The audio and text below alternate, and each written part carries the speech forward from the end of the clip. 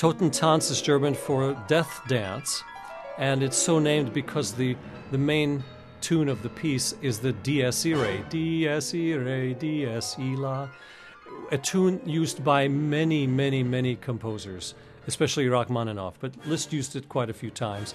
And that is the source for all of the variations that take place throughout the course of this very long dance of about 16, 17 minutes worth. There are long cadenzas for the pianist, and again, it requires the skill of a wonderful musician and pianist, and that we have in the form of Benedetto Lupo, who is back with the Austin Symphony, I believe, for the third time. He currently lives in Bari and is teaching and performing in southern Italy, but he's also rather internationally busy. I know he's played with Chicago Symphony. He's played with me here at the Brit, and also at the Brit Festival in Oregon, and plays quite a bit in Europe. He's just not only a brilliant pianist, but just a wonderful, funny guy, and it's a delight to have him back, and the orchestra admires him and loves him deeply. You wouldn't know Mark Wilson, and the reason being is he's a terrific composer-teacher at the University of Maryland. He happens to have been my theory teacher at Maryland, and I graduated from that university in 1974 and really had not spoken with him or communicated with him until I got this mysterious package in the mail from a Mark Edwards Wilson. This would be about half a year ago.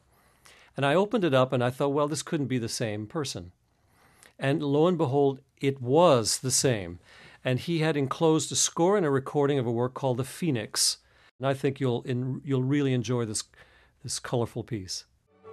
The 40th Symphony has so many amazing things going for it. I mean, that sounds rather ridiculous to say, but this is a step back in some ways for Mozart to write, first of all, in a minor key. The symphony is in G minor.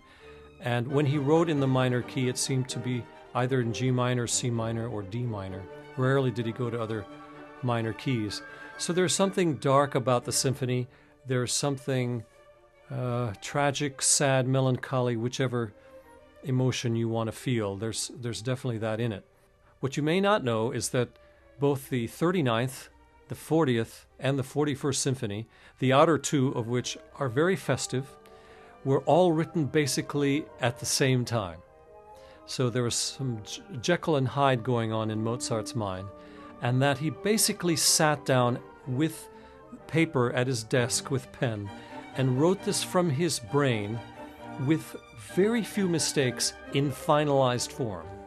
That is something that I find so hard to believe, one of the many unbelievable aspects of Mozart's genius, that he could think of these notes and have them fully developed in his head and write them out in pen without making any mistakes. It's rather extraordinary.